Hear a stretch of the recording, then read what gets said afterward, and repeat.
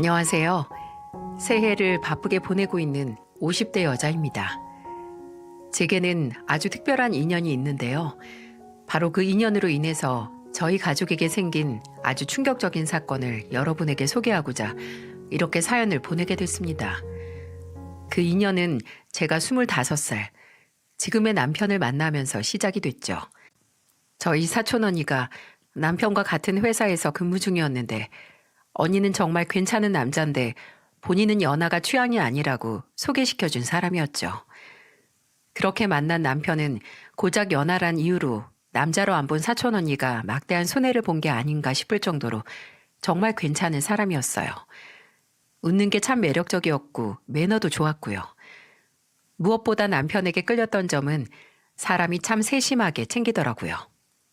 함께 식사를 할 때는 제가 잘 먹는 음식은 꼭 기억을 했고 같이 식사를 할 때 돈가스나 스테이크처럼 직접 칼로 썰어야 하는 음식을 먹으면 먼저 다 썰어서 앞에 놔주고 옷에 뭐가 묻으면 제깍제깍 닦아주더라고요. 그게 너무 자연스럽고 몸에 배인 배려 같아서 대충 감이 와서 물었죠. 지훈 씨, 혹시 동생 있어요? 네? 아, 티났어요? 맞아요. 사실 고향에 9살 차이 나는 동생이 있어요. 올해 중3인데 저도 모르게 혜민 씨를 제 동생 대하듯 했나 봐요. 남편은 동생 이야기를 제게 트자마자 이런저런 이야기를 해주는데 나이 차이가 많이 나는 동생을 많이 아끼는 게 눈에 보이더라고요. 말로는 사춘기가 늦게 와서 말을 안 듣는다라고 하지만 근데 평소에는 진짜 착해요, 애가. 공부도 잘하고 저번 기말고사에서 반에서 3등 안에 들었더라고요. 라고 말하며 자랑 아닌 자랑을 하더라고요. 그리고 남편이 그렇게 동생을 예뻐한 이유를 저도 상견례 자리에서 실감할 수 있었어요. 상견례 자리에서 처음 본 시동생은 상견례 날이 일요일이었음에도 교복을 잘 갖춰 입고 왔더라고요. 그게 좀 의아해서 물으니까 남편이 장난스럽게 웃으면서 이렇게 말하는 게 아니겠어요? 지성이 제가 혜민 씨한테 잘 보인다고 교복까지 입고 온 거야. 처음 형수님 만나는데 그냥 후드티에 청바지 입고 만날 수 없다고 아침부터 지 교복 셔츠 각 맞춰서 다려서 입었대. 아이, 좀 형. 형의 장난스러운 폭로에 얼굴이 빨개져서 썽을 내는 한참이나 어린 시동생이 어찌나 귀엽던지. 저는 평생 외동으로 좀 외롭게 지내온 터라 그런 형제애가 부럽더라고요. 교복을 갖춰 입은 비밀이 탄로난 시동생은 그 후 식사 자리 내내 저를 쳐다도 못 보더군요. 시아버지께서 지방에서 중학교 교사로 일하시던 터라 남편에게 듣기로는 굉장히 엄격하셨다고 해요. 그래서 남편도 시동생도 뭔가 각 잡혀 보일 정도로 예의가 있었지만 시동생은 그런 시아버지 아래서 자랐다고 해도 그냥 타고난 성격적으로 숫기가 좀 없어 보였어요. 저와 남편이 서울에 살고 시댁은 지방인 만큼 시동생은 거의 명절에만 볼 수 있었는데요. 그렇게 명절에 시동생을 만날 때마다 쿠폰을 모으는 것처럼 소소하게 저를 재밌게 하는 게 있었어요. 바로 낯가리고 숫기 없는 시동생이 점점 저한테 마음을 여는 과정을 지켜보는 거였죠. 처음에는 정말 눈도 잘 안 마주치고 제대로 된 대화도 못 나눴는데 저는 어른으로서 제가 먼저 천천히 다가가야겠다고 생각을 했고 시동생의 생일이면 문화상품권 몇 장을 남편을 통해서 보내주거나 아니면 남편에게서 지성이가 고등학교 들어가서 키가 10cm 컸다더라 라는 말을 들으면 운동화 같은 걸 새로 사서 시댁으로 보내주곤 했습니다. 애들한테는 선물 공세가 잘 먹히니까요. 그랬더니 슬슬 제게 마음을 열더라고요. 제 옆에 먼저 앉아서 말을 걸기도 했어요. 한 번은 제가 임신을 했을 때 시어머니께서 저희 집에 놀러 오시면서 한라봉 한 상자를 들고 오셨는데 시어머니가 지성이가 임신하면 신게 당긴다면서 너희 집에 가면서 꼭 사가라고 지 용돈까지 털어서 주더라 라고 하시는 거 있죠. 무슨 경계심 많은 길고양이한테 먹이를 주면서 천천히 다가가는 그런 기분도 들었습니다. 그렇게 결혼 후 시간이 지나 눈도 못 마주치던 시동생이 저와 눈 마주치고 10분 이상 대화를 할 정도로 가까워지고 남편과 저 사이에는 남편의 눈썹을 닮고 제 코를 닮은 아들이 태어났어요. 그리고 어느덧 처음 만났을 때는 중학생이었던 시동생이 고등학교를 졸업하고 대학교에 들어갈 나이가 됐습니다. 시동생의 졸업식 날 저도 남편도 남편의 고향으로 갔죠. 졸업식 후에 시동생이 평소 좋아하던 초밥집에서 시동생이 서울에 있는 명문대에 합격한 걸 축하했고 한창 대학 이야기를 하고 있는데 남편이 시아버지께 시동생 자취 문제는 어떻게 하실 거냐고 물었어요. 시아버지께서는 담담하게 대답하셨죠. 안 그래도 다음 주에 지성이 학교 근처에 있는 고시원 돌고 오기로 했다. 찾아보니까 많더라고. 새로 올린 건물도 좀 되고 시설이 어디가 좋은지 봐야지. 그 말을 듣는데 정말 고시원이 최선일까 싶더라고요. 시댁 형편을 모르는 건 아니지만 그래도 4년 내내 다닐 학교를 화장실도 부엌도 수십 명의 모르는 사람들과 공용으로 써야 하는 고시원이라니. 그 손바닥만한 방에서 시동생이 지내는 모습을 상상하니 속이 갑갑해졌습니다. 하지만 남편도 시부모님도 시동생도 당장 서울의 원룸이라도 얻을 형편이 안 되니까 어쩔 수 없다는 듯 받아들이는 것 같았네요. 그날은 남편과 시댁에서 자고 가기로 했는데 시댁에 가는 동안 깊이 생각을 했죠. 그리고 저녁에 씻고 남편에게 말했어요. 시동생을 고시원이 아닌 우리 집에서 함께 지내게 하자고요. 그 당시 저희는 방 3개짜리 빌라에서 살았는데 동네가 시동생이 가기로 한 대학과 멀지도 않았거든요. 그리고 다음날 집으로 돌아가기 전 시부모님께 이야기를 꺼냈어요. 당연히 두 분 다 난색을 표하셨죠. 그렇게까지 안 해도 된다고, 요새 고시원 시설만 좋은 곳 찾으면 괜찮다고, 화장실도 방에 딸린 곳 많다고 하시면서요. 특히나 시아버지께서 저희에게 그런 폐를 끼칠 수 없다고 손까지 들어 흔들어 보이셨어요. 저는 그런 시아버지께 고개를 흔들며 말했죠. 그래도 어디 집만 하겠어요? 좋은 학교 갔는데 괜히 사는 환경 때문에 사람이 우울해질 수도 있고 학업 성취도도 떨어질 수 있잖아요. 저도 삼시세끼 매일 챙겨준다고 장담은 못해도 고시원에서 지내는 것보다는 훨씬 나을 거예요. 저희는 도련님만 좋다고 하면 당장 내일 들어와도 괜찮은데 도련님은 어때요? 시동생도 가족들 앞에서 괜찮은 척 했지만 내심 고시원에 가는 게 썩 달갑진 않았는지 며칠 고민 끝에 저희 집으로 들어와 대학교를 다니기로 결정을 했습니다. 시동생이 짐을 다 옮기기 전 남편과 저는 비어있던 방을 정리해서 시동생이 쓸 가구도 들여놨어요. 시동생이 최대한 이곳을 잠시 머무는 곳이 아니라 집으로 생각해서 괜히 본인을 객식구라고 느끼질 않길 바랬습니다. 하지만 쉬운 일은 아니었어요. 제가 보기에도 시동생이 조금이라도 집안일에 도움이 되고 보답을 하려는 게 보였거든요. 학교를 다니면서 과외 아르바이트를 틈틈이 했는데 처음에는 월급을 받아서 생활비를 내려고 하는 거예요. 남편이 정말 화를 냈죠. 아무리 그래도 형이 너한테 이런 돈까지 받을 정도로 능력이 없지 않다고. 너는 어렵게 들어간 학교에서 잘 놀고 성적도 유지하는 게 할 일이라고 말이죠. 근데 그 후로는 생활비를 전화 남편이 안 받을 걸 아니까 이제 직접 음식 재료나 생활용품을 장봐오는 게 아니겠어요? 그 모습을 본 남편은 그래야 본인 마음이 편해서 그런가 보다 하고 그냥 하고 싶은 대로 하게 내버려 두자고 했죠. 또 한 달에 한 번은 저희 아들과 날짜를 정해서 손잡고 동네 큰 문방구에 가서 장난감을 하나씩 사주곤 했어요.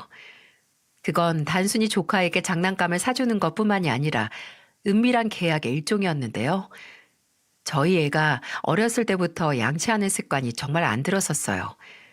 그래서 저도 남편도 자기 전에 칫솔을 들고 아들 입을 열기 위해 한판 전쟁을 치러야 했습니다. 그때 시동생이 제안을 한 거예요. 한 달 동안 매일 빠짐없이 양치를 하면 삼촌이 문구점에 가서 승우가 원하는 거 뭐든 사준다고 말이죠. 그렇게 초코맛, 딸기맛 치약도 먹히지 않던 아들은 시동생과의 약속으로 인해 밥만 먹으면 바로 화장실에 달려가 양치를 했습니다. 이렇게 시동생은 저희 집에 엄청난 도움이 됐는데 본인만 모르는 것 같았어요. 한 번은 남편이 지성이가 학교 끝나고 동기들이랑 술만 마시면 집에 안 들어오는 것 같아.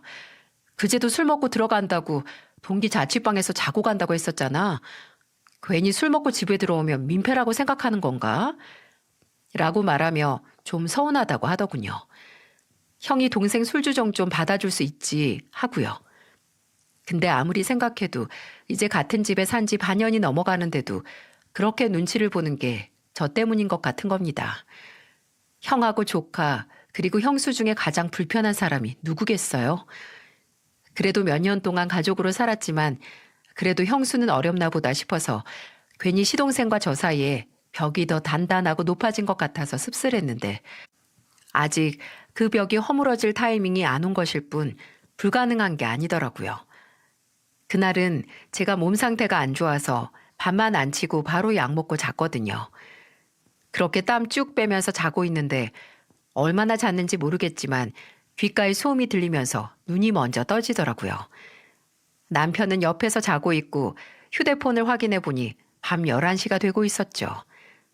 근데 살짝 열린 방문 틈으로 진짜 미세한 빛이 들어오고 뭔가 떨그럭거리고 물소리도 살짝 들리는 게 아니겠어요? 뭐지 싶어서 푹 자서 깨우나 몸을 일으켜 나가봤더니 제가 일찍 잠에 들었음에도 불구하고 거실이 말끔하게 청소가 되어 있더라고요. 밟히는 거 하나 없이 말끔한 거실 바닥을 밟으며 물소리 근원지로 향하는데 주방불이 켜져 있었고 그곳에는 묵묵히 뒤돌아서서 설거지를 하는 시동생의 등이 보였습니다. 도련님, 이 시간에 뭐해요? 아, 깨셨어요? 혹시 저 때문에 깨셨어요?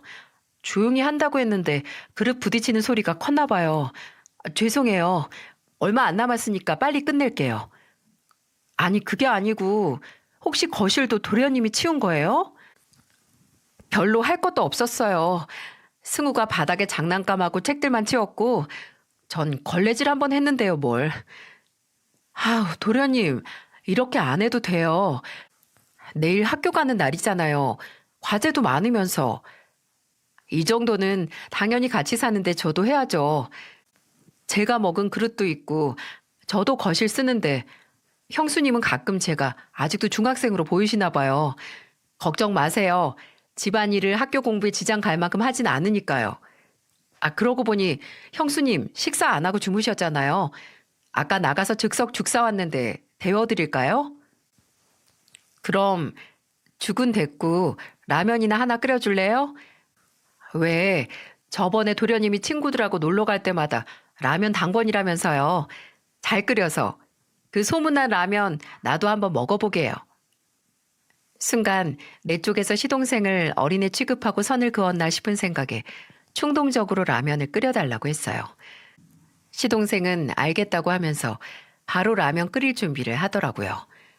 근데 확실히 제대로 맛을 내는 법을 아는 것 같았습니다. 대파랑 다진 마늘 볶던 기름에 물을 붓고 콩나물에 청경채, 매운 고추 넣고 확 끓인 라면은 일단 냄새부터 소주를 부르더군요. 그래서 시동생이 라면을 다 끓이고 식탁에 내올 때 저는 냉장고에서 소주 한 병을 꺼내왔죠. 형수님, 아직 몸도 안 좋으신데. 괜찮아요. 아까 땀 쫙 빼고 푹 자니까 한결 개운해졌어요. 도련님이 끓인 라면이랑 소주 한 병 딱 마시면 더 개운해질 것 같아요. 도련님도 같이 한잔 할래요? 그러고 보니까 도련님 주민등록증 나온 지가 언젠데 같이 술 마셔본 적이 없는 것 같네요. 제 말에 시동생은 잠시 생각하는 것 같더니 안 빼고 싱크대 쪽에서 소주잔 2개를 들고 나오더군요. 그렇게 처음으로 시동생과 대작을 하기 시작했어요. 칼칼하고 시원한 국물보다 제 속을 개운하게 만든 안주는 바로 시동생과 술김에 털어놓게 된 그동안 나누지 못한 대화였죠. 도련님은 졸업하고 세운 계획 따로 있어요? 아, 아직 군대도 안 갔는데 내가 너무 앞서갔나? 저요? 저는 개인 사업하고 싶어요. 사업이요? 무슨 구상이라도 있어요? 아, 아니요. 그런 건 아닌데 그냥 사업을 하고 싶다는 것만 구상했죠. 그냥 나중에 돈 벌면 우리 가족들 다 제가 버는 돈으로 평생 걱정 없이 살 수 있게 돈 벌고 싶다는 게 제 꿈이었는데 그렇게 막연하게 생각하니까 사업이 하고 싶더라고요. 뭐 사자 들어간 전문직도 있지만 의사하기엔 제가 피를 못 보고 변호사 하기엔 말주변이 그렇게 좋은 것도 아니고 그냥 막연한 생각이에요. 막연한. 진짜 꿈은 나중에 정말 돈 많이 벌면 넓은 땅 사서 거기 3층짜리 주택 지어서 저랑 형이랑 부모님이랑 다 같이 사는 거예요. 물론 형수님한테는 제일 좋은 방 드릴게요.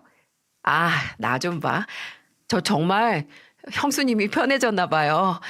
이런 뻘소리도 하고. 근데 되게 기분 좋아요. 사실 전 늘 형보다 누나가 갖고 싶었거든요. 형한테는 비밀이에요. 그 양반 보기보다 잘 삐져요. 맞아요. 진짜 잘 삐지죠? 아유, 손 많이 가게. 그래요. 이건 우리 둘만의 비밀로 해요. 결혼하고 거의 5년 만에 시동생과 진정한 가족이 된 기분이었어요. 그 후로는 서로 스스럼 없이 고민도 털어놓고 대화도 할 수 있는 그런 사이가 됐어요. 제가 남편과 싸우면 제일 먼저 고민 상담을 하는 사람이 시동생이 됐고, 시동생이 처음 여자친구가 생겼을 때 연애 코치가 바로 저였죠. 그렇게 시동생이 군대에 다녀온 뒤 대학교도 졸업하고 나서 무사히 경험과 커리어를 위해 대기업에 입사를 할 수 있었는데요. 시동생은 처음 받은 월급을 모두 가족을 위해 썼습니다. 월급의 거의 절반이 되는 돈은 고향에 계신 시부모님에게 보냈고, 남편에게는 현금 20만 원이 든 새 지갑을, 그리고 제겐 향수와 함께 화장품 세트를 선물했죠. 아들은 그 당시 새로 출시된 게임기를 받았고요. 이렇게 시동생은 받은 것에 배로 마음을 갚는 사람이었어요. 본인의 성공을 절대로 오로지 본인의 노력 덕분이라고 생각하지 않고 저나 다른 가족들의 도움이 없었다면 불가능했을 거라는 걸 늘 상기시켜줬죠. 그리고 이건 시동생이 대기업에 다니다가 몇 년 후 사업을 시작했을 때도 마찬가지였어요. 시동생은 회사에서 경험을 충분히 쌓고 퇴사 후에 대학 선배와 함께 사업을 시작했는데요. 처음에는 정말 바닥부터 시작했어요. 그 선배가 사는 오피스텔을 사무실로 삼아서 그곳에서 몇 달 동안 먹고 자서 저희도 시동생의 얼굴을 보지 못한 날이 더 많았습니다. 정말 일상도 다 버리고 일만 했던 것 같네요. 그리고 다행히 그 노고는 끝내 엄청난 결실을 맺고 말았죠. 처음에는 단 둘이서 시작한 사업이 나중에는 3명, 4명까지 늘더니 이내 번듯하진 않아도 직과는 분리된 사무실을 얻고 어느새 직업 수가 10명을 넘기더라고요. 시동생은 사무실 이전 때문에 저희 집을 떠나 자취를 시작했고 저희도 시동생의 초대에 사무실에 가봤었어요. 시동생이 처음 제게 꿈에 대해 말할 때 막연하다라고 말했던 게 이제는 번듯한 사무실에 직원들을 10대 명 둔 현실로 실현된 걸 보니 저까지 현실 감각이 안 들더라고요. 아직도 이게 꿈인지 현실인지 생각을 하게 할 정도로 시동생의 사업은 엄청난 대박을 치게 됐어요. 어느 정도냐면요. 저희 아들이 중학생이었을 무렵 이사를 가야 했거든요. 그래서 여기저기 발품 팔아서 이사 갈 집을 찾고 있었는데 그때 시동생이 남편에게 이사 갈 때 보태라며 2억을 줬죠. 2천이 아니고 2억이요. 저나 남편은 놀라서 됐다고 네가 왜 그 돈을 주냐고 거절을 했습니다.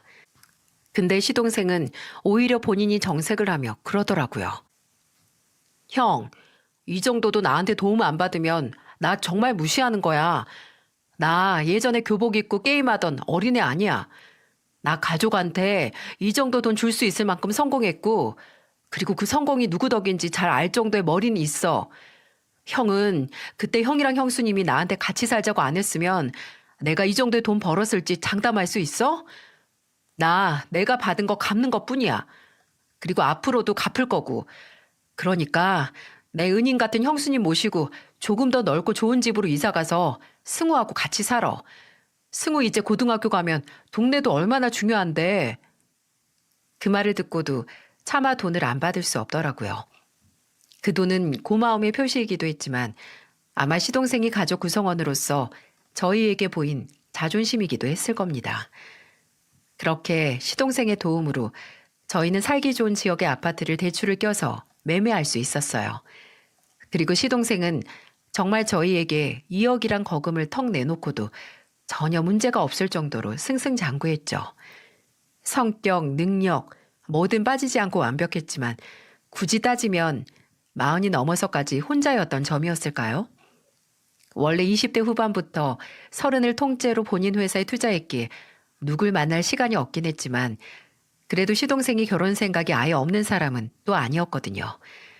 언제나 빨리 형처럼 좋은 가정을 꾸리고 싶다고 하고 더 나이 들기 전에 장가 가서 아들, 딸 2명은 낳고 싶다고 하기도 했고 농담으로 저나 남편에게 사람 좀 소개시켜 달라고 하기도 했고요. 그렇다고 일을 제외하고 사적으로 밖에 돌아다니면서 사람을 만나는 성격도 아니었네요. 주말마다 저희 집에 놀러와 저녁을 함께 먹거나 아니면 시동생이 본인 집으로 초대해 이런저런 요리를 해서 대접했는데 그럴 때마다 제가 진담 반 농담 반으로 도련님, 언제까지 나한테 도련님 소리 들을래요? 쉰 되기 전에는 서방님 칭호 얻어야 하는 거 아니에요? 주말까지 형하고 노니까 팔자에 여자가 있어도 생길 틈이 없죠. 나가서 또래랑 좀 만나요. 라고 했어요. 그럼 시동생은 박장대소를 하면서 그러게 말입니다, 형수님. 이러다가 할아버지 돼도 도련님 소리 듣겠어요. 저보다 승우가 먼저 장가 가는 건 아닌지 몰라요? 라고 했죠. 다행히 시동생은 저희 아들보다는 일찍 결혼을 했습니다. 근데 진짜 다행이었는지가 문제죠. 시동생이 40 초반에 결혼할 여자라고 저에게 소개한 여자는 160cm 후반의 키에 늘씬한 몸매, 웃는 모습이 너무 싱그럽고 예쁜 사람이었어요. 왜 그 사람이 웃으면 나도 모르게 따라 웃는 미소를 갖고 있는 사람 있잖아요. 근데 처음 만나는 사람이 뭔가 낯익어서 만나는 내내 어디서 봤지? 하고 있는데 아니나 다를까 동서의 직업이 TV 광고 모델이었더라고요. 주로 케이블 채널 홈쇼핑 모델로 활동했는데 동서가 형님, 이게 제가 활동했던 사진이에요. 하고 보여주는 사진에 예전에 제가 홀린 듯 샀던 자켓 화보도 있더라고요. 그걸 보면서 와, 우리 집안에도 방송물 먹은 사람이 들어오는구나 라는 생각에 연예인 보는 듯 신기하기도 했고 또 애교 많고 부친성 좋고 심지어 외모, 능력 다 되는 동서를 보고 저희 시동생이 드디어 제 짝을 만났구나 하는 생각에 흐뭇하기만 했네요. 근데 단 한 가지 좀 마음에 걸리는 게 있었는데 그때는 그냥 제 착각이겠거니 했어요. 뭔가 동서가 선을 긋는 듯한 겁니다. 사람이 그런 느낌 있잖아요. 뭔가 대화 중간중간 선을 딱 긋는구나. 뭔가 개인주의적이다 싶은. 근데 뭐 오래된 사이도 아니었고 사람이 다 본인만의 스타일이 있으니 그러려니 했어요. 근데 불행하게도 이 그저 느낌뿐인 제 감상은 앞으로 일어날 대형 사고의 전조 단계였습니다. 시동생은 결혼 후 동서가 원하는 지역으로 옮겨서 신혼생활을 시작했어요. 원래는 저희 집에서 가까운 동네여서 얼굴도 종종 봤었는데 그러질 못해서 서운하다 싶다가도 그래도 무소식이 희소식이겠지. 둘이서 잘 살았으면 좋겠다 싶더라고요. 시동생도 원체 일이 바쁜 사람이고 동서도 생기니까 사생활이 중요해져서 거의 명절에만 만나는 사이가 됐지만 그만큼 오랜만에 얼굴 보면 더 애틋하더군요. 동서도 저나 시부모님에게 참 싹싹하게 잘 다가오고 이건 뭐냐 저건 뭐냐 궁금한 것도 많고 뭘 하면 본인이 거두려고 나서기도 잘하더라고요. 무엇보다도 시동생이 신혼 시절 얼굴이 확 핀 게 눈에 보여서 다행이다 싶었습니다. 근데 그것도 몇 년 가지 않았어요. 시동생이 결혼하고 3년이 지나고 4년이 지나도 어쩐지 임신 소식이 들려오지 않는 겁니다.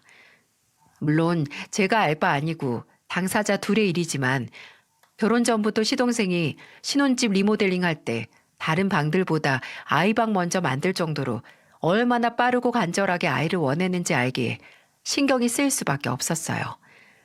하루는 남편이 시동생에게 어째 좋은 소식이 안 들려온다? 라고 물으니 시동생이 정말 좀 심각한 표정으로 그러더라고요. 안 그래도 시도를 안 하는 건 아닌데 몇 년째 소식이 없으니까 나도 불안해. 아무래도 내가 나이가 많으니까 나한테 문제가 있는 건 아닐지. 만약 그렇다면 민주한테 미안해서 어떡해? 민주도 나만큼 아이를 원하는데. 저와 남편은 시동생에게 걱정 말라고 요새는 기술이 좋아서 시험관도 있고 심각한 게 아니면 치료도 가능하다고 하니까 동서와 의논 후에 천천히 생각해 보라고 위로를 해줬습니다. 그리고 몇 달 후 시동생의 생일날, 시동생이 생일 당일에 저희를 집으로 초대했어요. 맛있는 거 많이 해줄 테니까 조카랑 같이 오라고요. 그래서 평소 운동을 좋아하는 시동생을 위해 운동복 몇 벌을 사서 갔죠. 요리를 좋아하는 시동생은 뭐 감바스니 샐러드 파스타니 하는 온갖 음식을 만들어 놓고 저희를 기다리고 있었는데 동서가 안 보이는 거예요. 들어보니 점심에 같이 케이크에 촛불 켜고 친정에 갔다고 하더군요. 뭔지 모르게 살짝 불편한 마음을 애써 감추고 시동생이 차려준 음식 먹고 이런저런 대화를 나누는데 새 컵이 필요해서 제가 싱크대 쪽으로 갔거든요. 근데 살림해보신 분들은 아실 거예요. 인덕션 겉에 두껍게 코팅될 정도로 쌓일 기름은 하루 이틀 사이에 생기지 않는다는 것을요.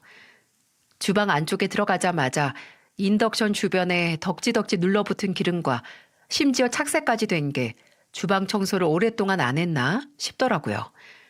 그리고 냉장고에서 음료수를 꺼내려는데 점심에 생일 케이크에 초를 붙였으면 케이크가 남아있어야 하는 거 아닌가요? 그런데 냉장고를 포함해서 주방 어디에도 케이크 상자를 보지 못했어요. 불편한 생각은 작아질 줄 모르고 점점 짙어져 가는데 그 생각에 활용점정을 찍는 걸 목격하고야 말았습니다. 화장실에 가다가 방문 하나가 열려 있어서 생각 없이 눈길이 가서 보게 됐는데 와, 저는 혹시 동서가 야반 도주를 했나 싶더라고요. 드레스룸으로 보이는 방 안에는 방금 좀도둑이 들어와서 물건을 뒤졌다고 해도 믿을 정도로 엉망이었어요. 저는 시동생과 몇 년 함께 살면서 이미 생활 패턴을 잘 알잖아요. 엄격한 시아버지의 영향으로 군대 가기 전에도 늘 정리정돈이 몸에 배어있는 스타일이었는데 필히 이 엉망진창의 원인은 동서구나 싶었죠. 정신이 빠진 얼굴로 너저분한 방을 보고 뒤돌아서려고 하는데 그때 드레스룸 구석에 있는 가득 쌓인 쓰레기통에 아래에 떨어진 무언가가 제 눈에 들어왔어요. 핑크색으로 보이는 포장지. 그건 저도 잘 알고 있는 거였어요. 바로 피임약이었습니다. 총 24알이 들어있는 알루미늄 포장이 텅 비어서 쓰레기통 아래 떨어져 있던 거예요. 떨어져 있는 건 분명 쓰레기 맨 위에 있다가 떨어진 걸 테니 버린 지 얼마 안 됐다는 거고 꽤 오래 최근까지 복용을 했던 거죠. 순간 한쪽에서는 시동생이 혹시 본인 몸에 문제가 있어서 임신이 안 된다고 걱정을 하는데 다른 한쪽에서 동서는 피임약을 복용 중이었던가 하는 생각에 별의별 상상을 다 하게 됐어요. 정말 몇 날 며칠 이걸 그냥 모른 척 넘어가야 하나 아니면 무슨 말이라도 해야 하나 고민을 했습니다. 그리고 끝내 동서에게만이라도 말을 해봐야겠다 싶었어요. 그래서 하루 날을 잡고 동서와 식사를 같이 하자는 핑계로 만나 이야기를 했습니다. 혹시 임신 생각이 전혀 없냐고요. 저요? 저도 당연히 한시라도 빨리 아이 갖고 싶죠.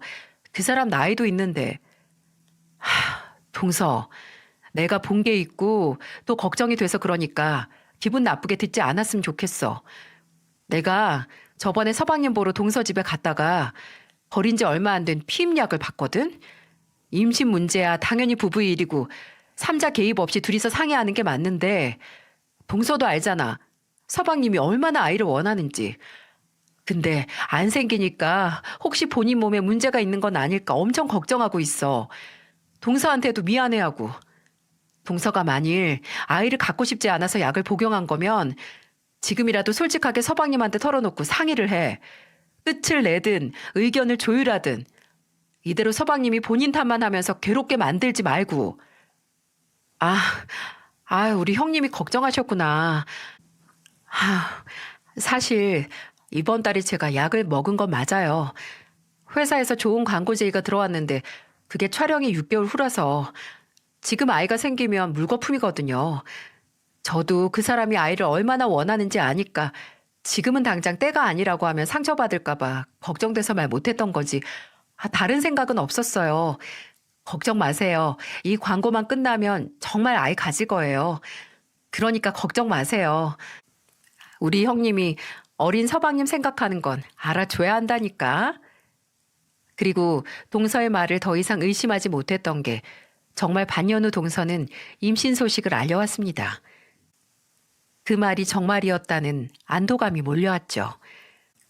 시동생은 사업을 하고 첫 대형 거래를 성사했을 때보다 기뻐서 어쩔 줄 몰라 했어요.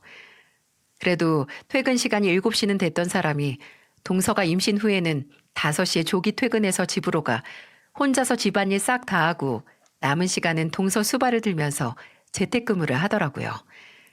저와 남편에게 연락해서 임신했을 때 당겼던 것, 절대 멀리해야 하는 거, 임신 달마다의 기분 변화 등등 예비 아빠로서 알아야 하는 건 모조리 다 알아갔습니다. 시동생은 매일 딸이었으면 좋겠다. 아니 아들도 좋은데 아니 만약 딸이라면 이라고 심경의 변화가 임산부보다도 더 심했죠. 그렇게 태어날 아이를 위해 하루하루 설레했고 만반의 준비를 다 해가던 와중 동서가 임신 26주 정도 됐을 때 임신을 하고 처음으로 시동생이 지방으로 출장을 가야 했어요. 그래도 임신한 동서를 두고 집을 비우는 게 마음이 안 놓인다며 미루고 미루다가 안 가려고 하는데 안 되는 데까지 온 거죠. 가기 전에도 제게 혹시 시간이 된다면 한번 들여다 봐달라고 간곡히 부탁까지 하고 그제야 출장길에 오르더군요. 그렇게 임신한 동서와 뱃속의 아이를 끝까지 걱정하며 떠난 시동생은 차마 본인 걱정은 못해나 봅니다. 시동생이 출장을 가고 이틀 후 동서에게서 울면서 전화가 왔어요. 시동생이 하루 일찍 출장을 끝내고 서울로 오다가 접촉사고가 크게 났고 지금 병원으로 후송 후 수술 중이라고 말입니다. 저도 남편도 놀라서 바로 시동생이 수술 중이라는 병원으로 달려갔어요. 부푼 배를 끌어안고 울고 있는 동서는 저를 보자마자 매달려서 더 큰 소리로 울기 시작했어요. 형님, 남편 잘못되면 저 어떻게 해요? 저랑 뱃속의 아이는 어떻게 살아요? 패닉에 빠진 동서를 보면서 저 또한 정신을 차릴 수 없었고 그렇게 든든하고 강철과도 같은 형이었던 남편도 끝내 수술실 앞에서 눈물을 흘렸습니다. 시동생은 사고로 인한 척추와 골반 수술을 비롯해 몇 차례에 걸친 수술을 견뎌야 했고 다행히 수술은 무사히 끝났고 경과를 지켜봐야 한다는 의사 선생님의 말을 들을 수 있었어요. 수술은 잘 됐다고 했지만 의식은 좀처럼 되돌아오지 않은 터라 저도 다른 가족들도 안심을 할 수 없었어요.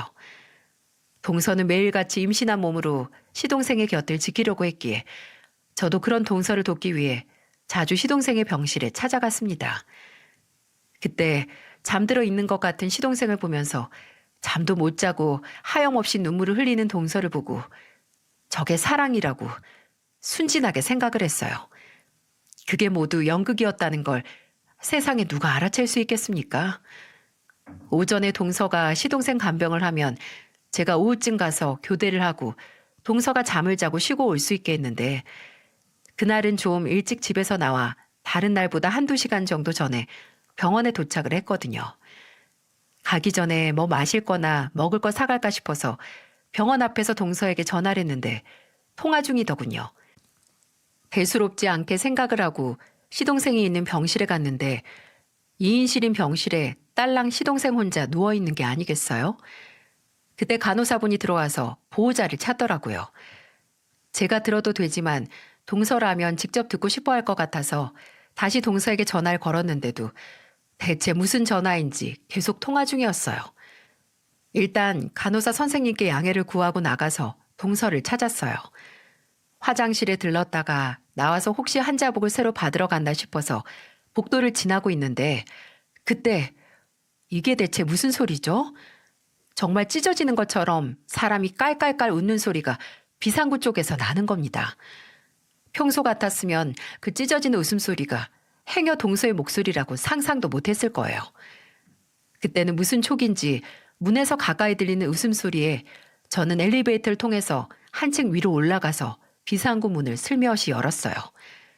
그리고 어렴풋이 아래층으로 보이는 동서의 정수리를 발견했죠. 비상구 하나 아래층 벽에 기대서 전화 통화를 하고 있는 동서는 들고 있는 휴대폰 너머의 상대에게 세상 날티나는 말투로 말을 하는데 저게 내가 아는 그 사람이 맞나 싶더라고요. 하지만 그 의외의 모습보다도 더 충격적이었던 건 바로 그 대화의 내용이 너무나 원색적이고 속이 터지다 못해 녹아내릴 만한 내용이었기 때문이었네요. 걱정하지 마. 아직도 눈 하나 못 뜨고 손가락 까딱 제대로 못하는데 깬다고 해도 정상적으로 구실이나 하겠어? 지들도 양심 있으면 반병신 된 인간 평생 나한테 수발들라고 못하고 먼저 이혼하고 살 길 찾아가라고 하겠지. 여기 인간들은 그러고도 남아. 세상 착한 척은 지들끼리 다 하거든. 그래, 그렇다니까. 그러니까 넌 앞으로 나한테 잘할 생각이나 해. 예전처럼 딴 여자한테 눈 돌리면 바로 나가리니까. 알겠어? 인생은 삼세판이라고. 내가 너한테 두 번째 기회 준 줄이나 알아. 그거면 다야? 내가 돌아가면서 반병신된 인간 재산도 가져갈 테니까 나 잘 모시고 살 준비나 하셔. 어? 아, 그래. 내가 아는 재산만 20억이야, 20억. 몽땅은 아니어도 어느 정도 내가 가져갈 수 있겠지. 뭐, 못 깨어나면 몽땅이지만.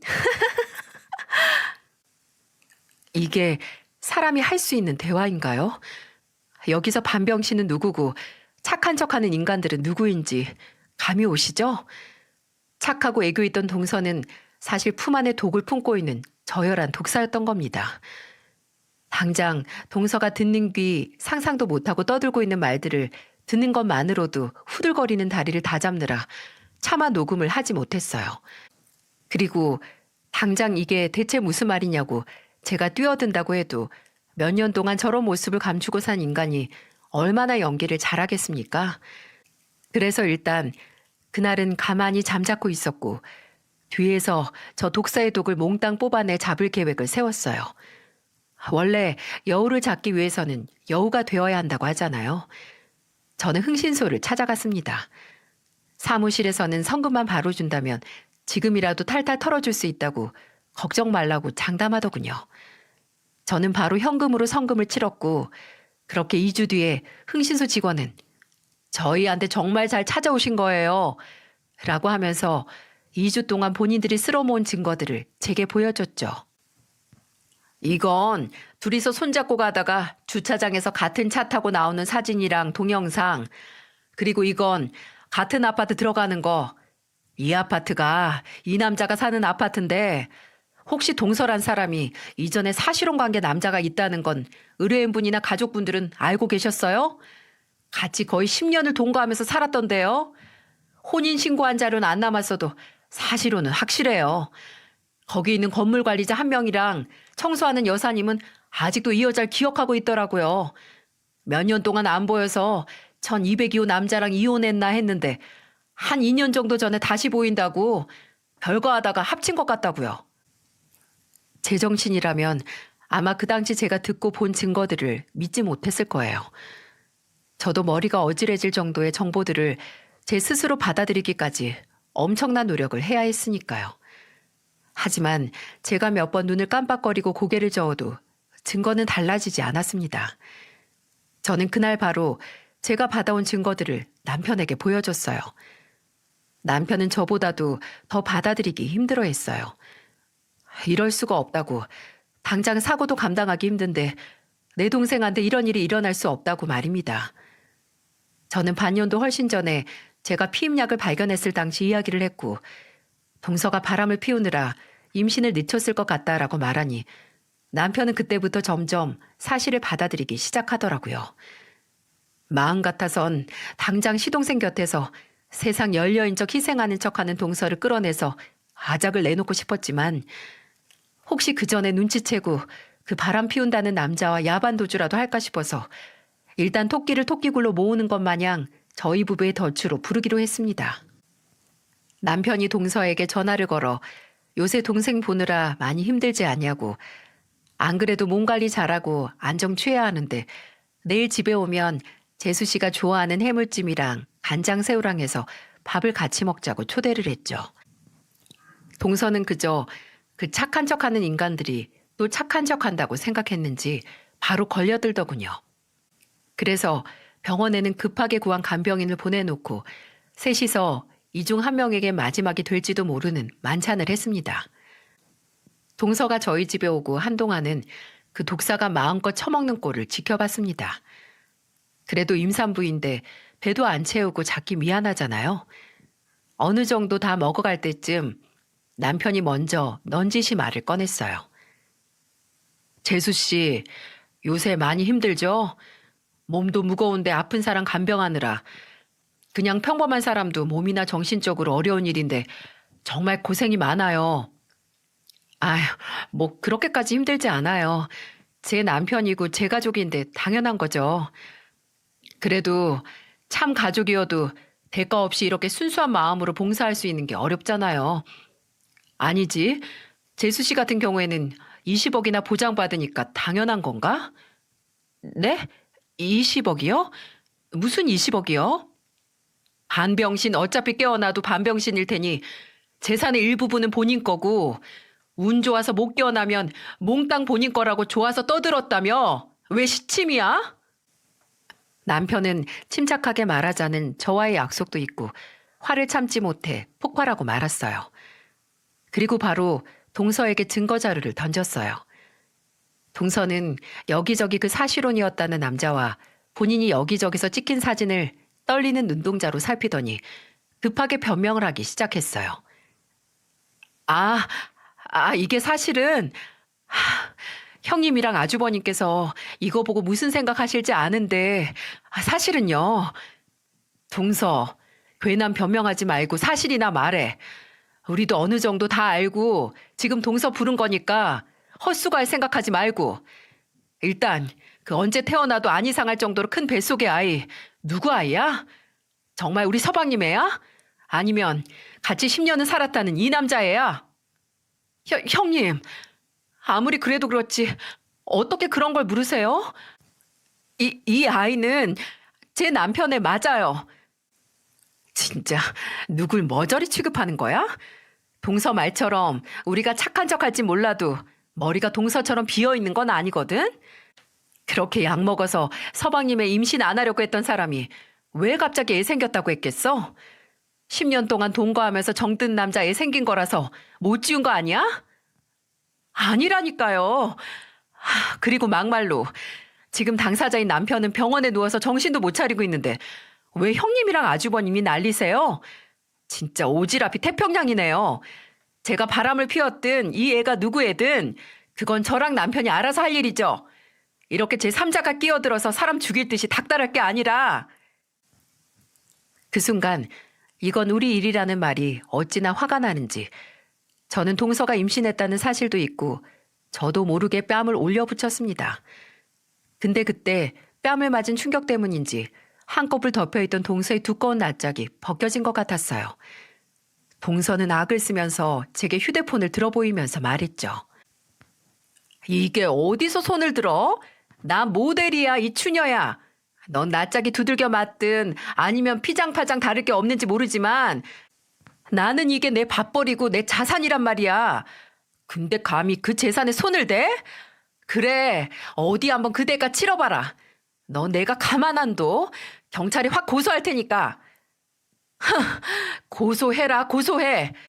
당장 간통죄만 폐지 안 됐으면 콩밥 먹었을 인간이 뭘 잘했다고 큰 소리야? 그리고 네 재산? 그거 어차피 시간만 지나면 똥값 될 거다. 특히나 너같이 인성이 썩어 빠진 애는 그 썩은 인성에서 나는 악취가 밖으로 나와서 밖에 껍데기도 오염시킬 테니까 어디 서방님하고 이혼하고 혼자서 썩은 껍데기 두르고 잘 살아봐라. 그 썩어 빠진 껍데기 덕분에 저는 처음으로 경찰 조사를 받았네요. 참 새로운 경험은 동서라는 인간 때문에 다 해봤습니다. 동서는 눈에 보이는 증거에도 끝까지 시동생이 사고가 난 후에 잠깐 예전 남자를 만난 것뿐 아무 사이도 아니고 뱃속의 아이도 시동생의 아이라고 했지만 그럼 혈액 검사를 통해 유전자 검사를 하자는 저와 남편의 의견은 반색을 하면서 못하겠다고 하더군요. 본인의 무고함을 증명할 수 있는 방법을 거부하다니. 죄가 없다면 과연 이랬을까요? 참으로 씁쓸하고 슬펐던 건 그 사건 후 시동생이 깨어났을 때 시동생에게 이 사실을 알리니 시동생이 크게 놀라지 않았다는 겁니다. 저도 남편도 막 깨어난 지 며칠이 안 돼서 아직 현실이 구분이 안 가나 했는데 사실 동서가 누굴 만나고 있다는 느낌은 임신 소식을 듣기 이전에 본인도 느끼고 있었다는 거예요. 근데 곧바로 동서가 임신 소식을 알려왔고 시동생은 그 임신이 어쩌면 이런 의구심을 잠재우고 다시 새 출발을 할 기회가 아닐까 싶었대요. 그래서 더 태어날 아이만을 생각하며 살았는데 이렇게 사고가 나서 죽었다 살아나서 듣는 소리가 아내가 외도를 했고 뱃속의 아이도 본인 아이가 아닐 가능성이 있다는 말이라니 본인이 너무 바보 같고 절망스럽다고 하더군요. 생사의 고비에서 살아난 시동생이 바로 이런 일을 겪어야 하는 게 안타깝고 화가 났어요. 물론 그 분노의 대상은 동서였고요. 동서는 거짓말 조금 보태서 출산을 위해 수술대 위에 눕기 직전까지 이 아이는 시동생의 아이라고 외쳤을 겁니다. 그 전까지 저와 남편의 감시와 만류에도 어떻게든 시동생이 있는 병원에 찾아와 당신 아이 맞다고 난동을 부려서 병원 경비에게 끌려서 쫓겨났었거든요. 시동생은 그 꼴을 보고 침착하게 그래도 바람을 피운 거 맞지 않냐고 아이가 태어나면 그때 이야기하자고 했었죠. 그리고 출산 당일 결과는 어땠을 것 같나요? 동서가 아무리 무고하다 외쳐도 시동생은 이혼 소송을 진행했기에 친자 검사를 할 수밖에 없었는데 아이는 당연히 시동생의 아이가 아니었어요. 10년 동거한 그 남자의 아이일 확률이 높아진 거죠. 이제와 생각해보면 동서도 태어난 아이 친아빠가 누구인지 도박을 한 건 아닌가 싶어요. 동시에 두 남자를 만나고 있었으니 본인도 헷갈릴만 하죠. 시동생은 병원에서 재활 치료를 받으면서 이혼 소송을 진행했고 다행히 동서가 외도를 했다는 명확하고 숨쉬는 증거가 있었기에 이혼은 복잡하지 않게 끝났습니다. 재판장에서 동서는 시동생에게 아이는 아이 아빠에게 맡길 테니까 제발 다시 생각해보라고 매달렸다고 해요. 근데 그걸 듣고 알겠다고 할 모질이가 얼마나 있을까요? 시동생은 가차없이 동서, 아니 그 동서였던 그 머저리를 거의 무일푼으로 집에서 쫓아냈죠. 이건 여담인데 나중에 흥신소에서 추가 정보를 구해와서 제게 연락을 해왔었어요. 제가 흥신소에 의뢰를 하면서 동서의 결혼식 사진을 보여준 적이 있었는데 직원의 조사에 따르면 그 사진 속 동서의 부모님이 동서의 진짜 부모님이 아니라는 겁니다. 무슨 말인고 하니 동서가 따로 구한 대역 아르바이트 배우였다는 거예요. 원래 친정도 저나 시동생에게 말했던 동네가 아니라 한참 떨어진 경기도 외곽 지역이었고 그곳에서 홀어머니가 혼자 사신다고 하네요. 몸이 불편하셔서 집 밖으로도 잘 못 나오신다고요. 진짜 허언증이 심한 사람은 그 거짓말을 본인이 진실인 것 마냥 찰떡같이 믿는 걸 넘어서 아예 그 거짓말로 꾸며진 세상을 본인이 만들어서 그곳에 산다는데 동서가 딱 그 꼴이 아닌가 싶습니다. 마음 같아서는 저와 가족 시동생도 동서였던 인간을 고소해서 지옥을 맛보게 해주고 싶지만 변호사는 위자료 소송 빼곤 마땅히 형사 고소할 건덕지는 없다고 했고 시동생은 재산 분할과 그 상대 남자에게 위자료 소송을 해서 돈을 받아내는 걸로 마무리를 지어야 했습니다.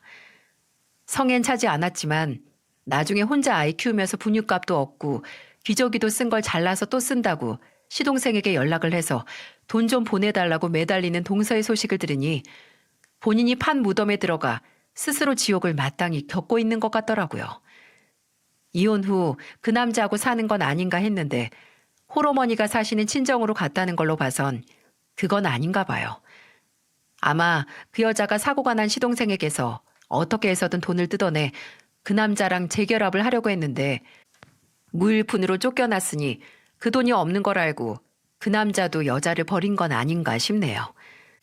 그 여자는 시동생을 뜯어내려고 했고 그 남자는 역으로 그 여자에게서 돈을 뜯어내려고 했고 참으로 더러운 순환고리가 아닌가 싶습니다. 다행히 그 고리에서 벗어나 자유를 얻은 시동생은 지금도 남은 재활치료를 해내며 열심히 살고 있어요. 시동생은 이혼 후 제게 다시 도련님으로 불려야겠네요.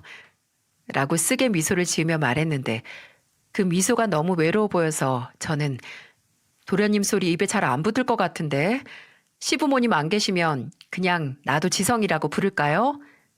라고 장난스럽게 물었어요. 그랬더니 바람 빠지는 소리를 내면서 웃더니 좋다고 하더군요.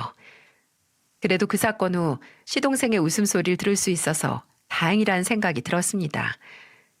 시동생은 신혼집을 정리하고 다시 본인 회사와 저희 집 중간 지점에 있는 지역에 집을 얻어서 살고 있어요.